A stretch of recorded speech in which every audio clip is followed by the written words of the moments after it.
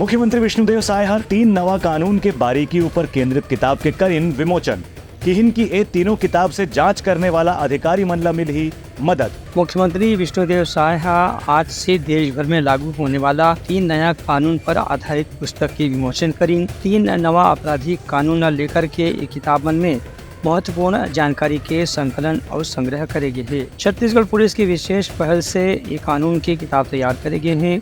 Police अधिकारी और जांच करने वाला अधिकारी मन पर ये तीनों किताब बहुत महत्वपूर्ण और उपयोगी रही। ये मौका में मुख्यमंत्री कहिन कि तीनों किताब में जो कानून के जानकारी दे गए ओखर से अपराध के जांच करने वाला एजेंसी ला भी निश्चित रूप से काफ़ी मदद मिली और किताब मन पर काफ़ी काम के रही। नवा कानून पर बेहतर ढंग से लागू करे के जो भी नियम प्रक्रिया है ओकरो जानकारी ये किताब में दे गए है।